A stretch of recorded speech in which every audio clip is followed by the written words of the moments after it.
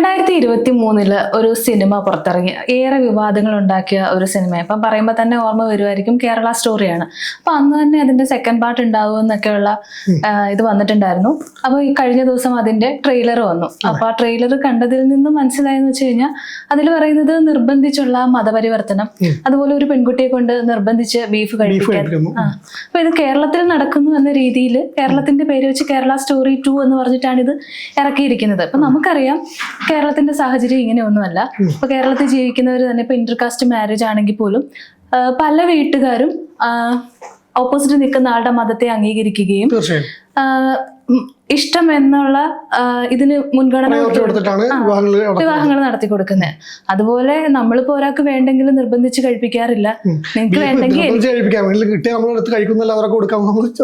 അതെ അതെ, ഒരിക്കലും നമ്മൾ അങ്ങനെ ചെയ്യുന്നില്ല. പക്ഷെ നമ്മുടെ പേര് വെച്ചിട്ടാണ് ഇവരിതില് സംശയം. കേരള സ്റ്റോറി ആ ടൈറ്റിൽ അല്ലാണ്ട് കേരളത്തെ കുറിച്ച് കേരളമായിട്ട് യാതൊരു ബന്ധമില്ലാത്ത ആൾക്കാരാണ്.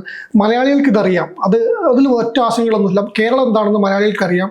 ഈ സിനിമ കാണുമ്പോൾ ഇത് എവിടുത്തെ കേരളം, ഇത് ആരുടെ കേരളം എന്ന ചോദ്യം നമ്മൾ ചോദിക്കും. പക്ഷേ ഈ സംഭവം പുറത്തേക്ക് വരുമ്പം, ഇപ്പം നമുക്കറിയാം കേരള സ്റ്റോറി എന്ന സിനിമ ഇറങ്ങുമ്പം കേരളത്തിലെ കുറിച്ച് കാണുന്ന ഒരാൾ അവരുടെ ഉള്ളിൽ തെറ്റിദ്ധാരണ പടരുകയാണ്. കാരണം ഇതാണ് റിയൽ കേരള സ്റ്റോറി എന്ന് പറഞ്ഞൊക്കെയാണ് അവർ പറയുന്നത്. അവിടെ മതപരിവർത്തനം നടക്കുന്നു, ഇത്രത്തോളം നടക്കുന്നു, ബീഫ് നിർബന്ധിച്ച് കഴിപ്പിക്കുന്നു. ബീഫിനൊക്കെ കാര്യം ഇവിടെ നിന്ന് പറഞ്ഞാൽ തല്ല് കിട്ടും. ഇത് എന്താണെന്നില്ലാണ്. ഇപ്പം ഇന്നലെ ട്രോൾ വീഡിയോ കണ്ടാണ്. അതിൽ പറയുന്നത് ബീഫ് കഴിപ്പിച്ചു നിർബന്ധിച്ച് കഴിപ്പിക്കുന്നു പറയുമ്പോൾ പിന്നെ ഒരു ഉമ്മയും ഒരു കാര്യം പറയാണ് അത് പൊറോട്ട ഇല്ല എൻ്റെ നിർബന്ധിച്ച് കഴിപ്പിക്കേണ്ടി വന്നത്. അതാണ് അവസ്ഥ. കേരളത്തിന്റെ ഒരു അതിപ്പം ഏത് രാഷ്ട്രീയം ആയിക്കോട്ടെ, ഏത് പിന്നെ ഐഡിയോളജി എന്തായിക്കോട്ടെ, പ്രത്യശാസ്ത്രം ആയിക്കോട്ടെ, കേരളത്തിൽ ബീഫ് എന്താണെന്നും കേരളത്തിന് പിന്നെ ഈ മതങ്ങളുടെ സാമൂഹ്യ ഐക്യം എന്താണെന്നും എല്ലാവർക്കും അറിയുന്നതാണ്. മതമൈത്രി എന്നുള്ളത് അതിപ്പം കളിയാക്കി ട്രോൾ ചെയ്യപ്പെട്ട് പറയുന്നു. അത് മറ്റൊരു അജണ്ടയുടെ മാത്രമാണ്.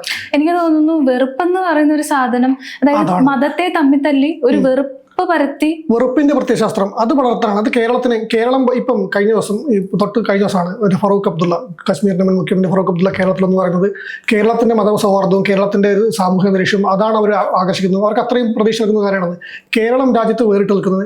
ഇപ്പം നമ്മൾ എടുത്തു നോക്കിയാൽ ഈ രാജ്യത്തെ മറ്റു സംസ്ഥാനങ്ങളെല്ലാം വെച്ച് നോക്കുമ്പോൾ കേരളം വേറിട്ട് നിൽക്കുന്നത് തന്നെ ഈ ഒരു മതമൈത്രിയുടെ അല്ലെങ്കിൽ ഒരു സാമൂഹ്യ അന്തരീക്ഷത്തിന്റെ പേരിലാണ്. അതെ, അത് നമ്മൾ ഒരു ഉത്സവം നടക്കുകയാണെങ്കിൽ, ഒരു പള്ളിപ്പെരുന്നാൾ നടക്കുകയാണെങ്കിൽ നമുക്കറിയാം അവിടെ എല്ലാ ജാതിയിലുള്ള ആൾക്കാരും. ഇപ്പം കഴിഞ്ഞ ദിവസം ഇപ്പം നമുക്കറിയാം ഇത് തൊട്ടവസരം തന്നെയാണ്. ഇപ്പം എല്ലാ മാധ്യമങ്ങളിലും വീഡിയോ വന്നിട്ടുണ്ട്. ഒരു കാസർഗോഡ് പെരുന്തട്ടയിൽ ഒരു വിഷ്ണുമൂർത്തി തെയ്യം, കണ്ണൂർ കാസർഗോഡിലെ തെയ്യം പള്ളിയിൽ പോയിട്ട് ബാങ്കുളി അത് പള്ളിയുടെ പേര് അവർ ഭാരവാഹികളെ കാണുന്നത്.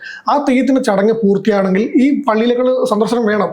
തെയ്യം വിഷ്ണുമൂർത്തി തെയ്യം അവസാനിക്കുമ്പോൾ അവിടുത്തെ പള്ളിയിൽ പോകും, പള്ളി കമ്മിറ്റിക്കാരെ കണ്ട് സംസാരിച്ച് അവിടുത്തെ ബാങ്ക് വിളി കേട്ട് മാത്രമേ ഇറങ്ങുള്ളൂ.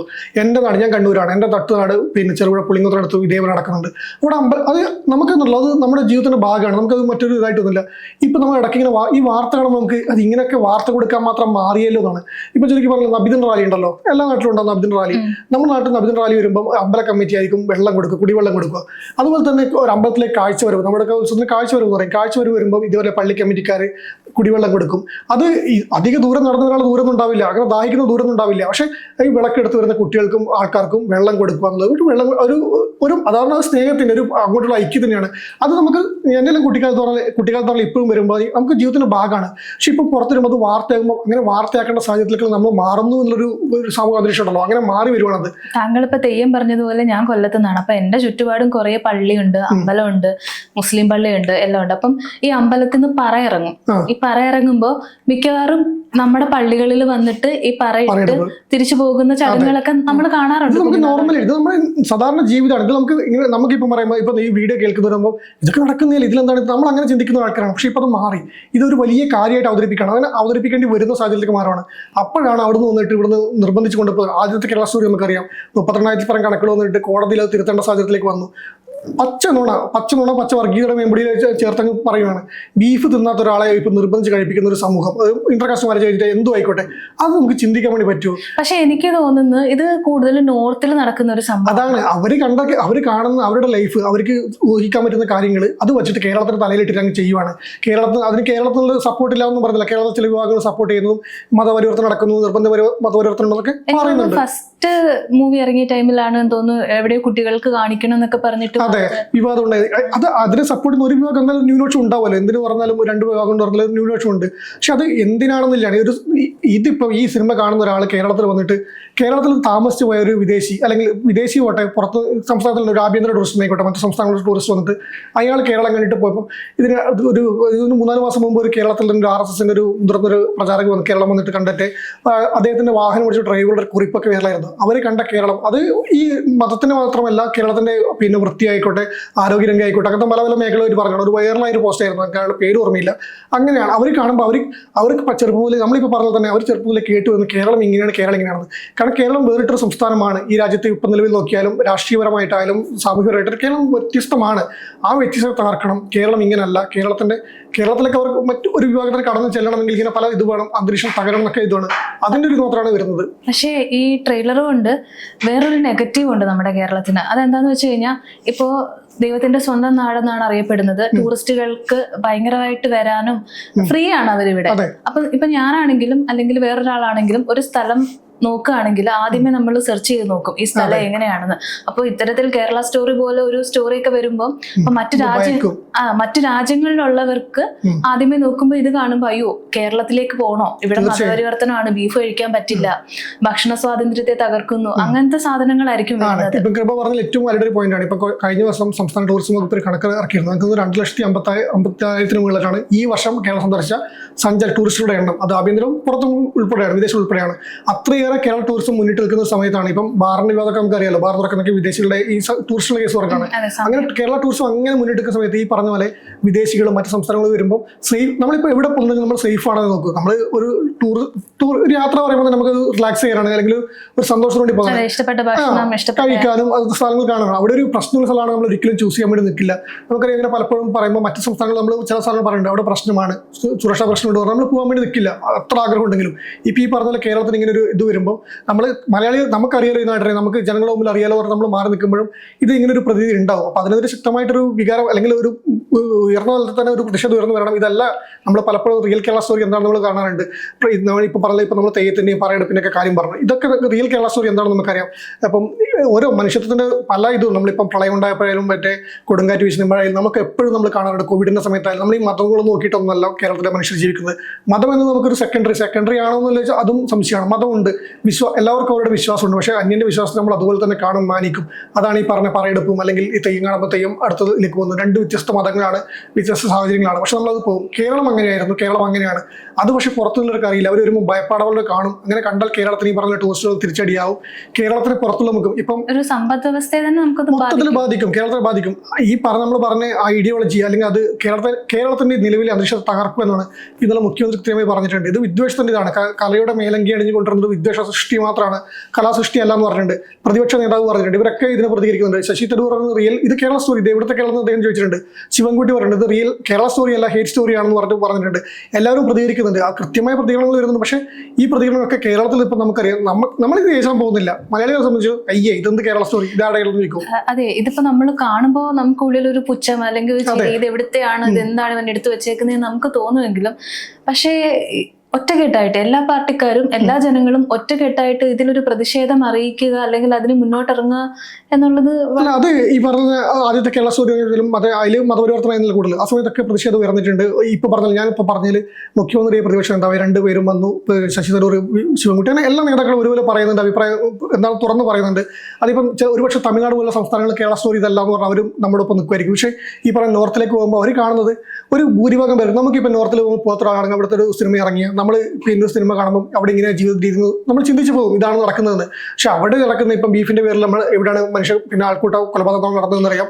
ബീഫ് മുന്നിൽ തന്നെ അതായത് 2-3 മാസമായും തോന്നുന്നു മതപരിവർത്തനം നടത്തിയെന്ന് പറഞ്ഞിട്ട് കന്യാസ്ത്രീമാരും അച്ഛന്മാരും ഒക്കെ ജയിലിൽ ക്രൂരമായി മർദ്ദിക്കുകയും ചെയ്തിട്ടുണ്ട്. അവരുടെ അനുഭവം പുറത്തൊന്നും പറയുന്നത് നമ്മൾ കാണുന്നുണ്ട്. ഇത് ഇവിടെ നമ്മൾ ഇതൊന്നും കേൾക്കാത്ത കഥയല്ല. മതപരിവർത്തനത്തിന്റെയും ബീഫിന്റെ പേരിലും അല്ലെങ്കിൽ എല്ലാ മതത്തിന്റെ ആചാരത്തിന്റെയും പേരിലൊക്കെ നടക്കുന്നൊക്കെ നമ്മൾ കേൾക്കുന്നുണ്ട്.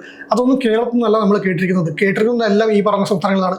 അവരുണ്ടാക്കി മെന്നെടുക്കുന്ന കഥയാണ്. ഇത് കേരളത്തിൽ നിന്നാണ് വരുന്നത്, കേരളമാണ് ഇതിന്റെ ഉത്ഭവം എന്ന് പറഞ്ഞിട്ട്. പക്ഷെ നമുക്കിപ്പം പറയുമ്പോൾ നമുക്കിത് നമ്മളെ ബാധിക്കില്ല, ഇത് കേരളത്തിൽ യാതൊരു ബന്ധമില്ല നമുക്കറിയാം. പക്ഷെ അങ്ങനെയല്ല. പുറത്തുനിന്ന് നോക്കുമ്പോൾ കേരളം എന്നൊരു ദൈവത്തിന്റെ സ്വന്തം നാടിനെ ഒരു മതത്തിന്റെ പേരിൽ ഒരു ഭീതി സ്പ്ലിറ്റ് ചെയ്യാൻ ശ്രമിക്കണം. അത് തന്നെയാണ് സ്പ്ലിറ്റിന് വേണ്ടിയാണ് ശ്രമിക്കുന്നത്. വിദ്വേഷം വളർത്തിയിട്ട് സ്പ്ലിറ്റ് ചെയ്യാൻ വേണ്ടി ശ്രമിക്കുന്നു. വെറുതെ ഇങ്ങനെ പറഞ്ഞാക്കുന്നില്ല. അതിന് പ്രത്യേകമായ ഒരു അജണ്ട. സിനിമ എന്ന് പറഞ്ഞാൽ നമ്മുടെ ഫിക്ഷൻ ആണെന്ന് പറഞ്ഞാൽ നമുക്ക് മനസ്സിലാക്കാം. സിനിമ എന്താ, സിനിമയെ കാണാൻ നമുക്കറിയാം. പക്ഷേ അതൊരു ചരിത്രത്തിൻ്റെയോ അല്ലെങ്കിൽ ഒരു റിയലിസ്റ്റിൻ്റെ എസൻസ് ചേർത്തിട്ടാണ് പറയും ഇതാണ് നടക്കുന്നത്, ഇതാണ് സംഭവം എന്ന് പറയുമ്പോൾ അത് ഒരു വിഭാഗത്തിന് തന്നെ ഒരുപാട് പേര് തന്നെ അത് സ്വാധീനിക്കും. ആ സ്വാധീനിക്കലാണ് പ്രശ്നം. അത് തിരിച്ചറിയാൻ പറ്റുന്നുണ്ട്. നമ്മളീ പറയുന്ന പോലെ നമുക്കിപ്പോൾ പറയുന്നത് ആരുടെ ബീഫ് എടുത്തിട്ട് പോകാൻ പറ, ഇത് എന്ത് ബീഫ്, ഇത് ഏത് കേരളം, ആരുടെ കേരളം എന്നൊക്കെ നമ്മൾ ചോദിക്കും. പക്ഷെ നമ്മൾക്ക് നിൽക്കുന്നതല്ല, പുറത്തേക്ക് വരുമ്പോൾ അത് വലിയൊരു ഇമ്പാക്ട് ഉണ്ടാവും. ചേട്ടാ, ഇപ്പൊ നമ്മളതിനെ നിസ്സാരമായിട്ട് കാണുമെങ്കിലും ഇപ്പൊ കേരളത്തിൽ തന്നെ ചിലപ്പോൾ ഒരു കൂട്ടം നിഷ്കളങ്കരായ ആളുകളെയും ചിലപ്പോൾ ഇത് തീർച്ചയായും ഉണ്ട്. അല്ല, അത് ഞാൻ പറഞ്ഞല്ലോ, ഒരു വിഭാഗം അതിനെ സപ്പോർട്ട് ചെയ്യുന്ന ഒരു വിഭാഗം ആൾക്കാർ ഉണ്ടാകുന്ന സമയത്ത് അത് ബാധിക്കും.